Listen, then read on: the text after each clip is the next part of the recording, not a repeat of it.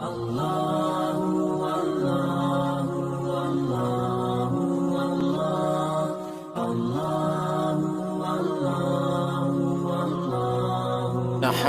ونصلي على رسوله الكريم اما بعد فاعوذ بالله من الشیطان الرجیم بسم اللہ الرحمن الرحیم۔ السلام علیکم سامعین، امید کرتا ہوں آپ سب لوگ خیریت سے ہوں گے۔ اللہ پاک آپ سب لوگوں کو اپنے حفظ و امان میں رکھے، آمین ثم آمین۔ ناظرین، کافی دیر کے بعد آپ کی خدمت میں آج ویڈیو نسخہ لے کر حاضر ہوا ہوں۔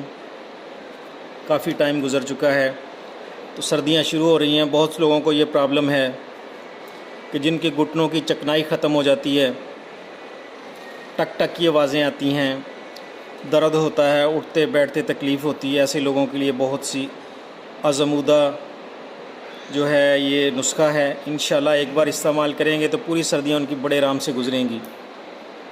تو ناظرین، جو مجھے پہلی بار سن رہے ہیں وہ میرے چینل کو سبسکرائب ضرور کریں اور بیل آئیکن کو بھی ضرور پریس کریں، تاکہ جیسے ہی ہم ویڈیو اپلوڈ کریں آپ لوگوں کو سب سے پہلے ملے اور آپ لوگ اس سے فائدہ حاصل کریں، اور دوسرے لوگوں تک بھی پہنچایا کریں، شیئر کیا کریں، تاکہ سبھی اس سے فائدہ حاصل کر سکیں۔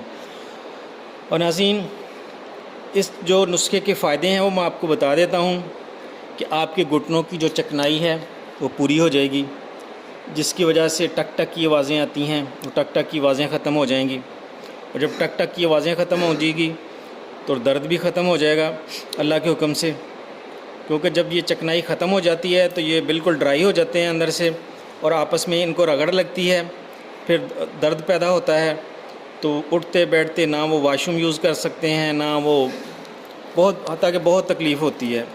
تو ایسے لوگوں کے لیے آج جو نسخہ ہے اس کو نوٹ فرما لیں۔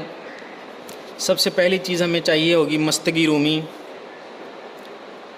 ٹھیک ہے، مستگی رومی لے لیں 20 گرام۔ اس کے بعد ہم کو چاہیے کمر کس ناظرین 10 گرام لے لینی ہے۔ اس کے بعد ناظرین عود بلسان یہ بھی 20 گرام لینی ہے، ٹھیک ہے۔ اس کے بعد ناظرین سرنجہ تلخ یہ بھی 20 گرام لے لیں۔ اس کے بعد ناظرین سرنجہ شیریں یہ بھی 20 گرام لے لیں۔ ناظرین اس سے اگلی چیز جو ہمیں چاہیے ہوگی وہ ہے اسگن ناگوری، یہ بھی 20 گرام لے لیں۔ اور ناظرین چوب چینی یہ بھی 20 گرام لے لیں۔ ساری چیزیں ہم وزن لینی ہیں، بس کمر کس جو اس سے ہاف لینی ہے۔ تو ناظرین اس کا آپ نے کیا کرنا ہے کہ اچھی طرح اس کا پاؤڈر بنانا ہے، اور اچھی طرح پاؤڈر بنا کے اور اس کو ناظرین 500 ملی گرام کے کیپسول بھر لیں، تو آپ کی دعا بالکل ریڈی ہے۔ ایک کیپسول صبح، ایک کیپسول شام، اللہ کے حکم سے 2-3 دن میں آپ کو فرق واضح محسوس ہوگا، اور آپ محسوس کریں گے کچھ دنوں میں کہ آپ کے گھٹنے بالکل ٹھیک ہو گئے ہیں۔ بے شک آپ لیکن ناظرین یہ خیال رکھیں کہ سیڑھیاں چڑھنے میں تھوڑا پرہیز کریں، ٹھیک ہے۔ تو بادی جو چیزیں ہوتی ہیں وہ بھی استعمال کم کریں۔ ہاں، واک ضرور کریں، ورزش کریں، چہل قدمی کریں، بہت ضروری ہے، ٹھیک ہے۔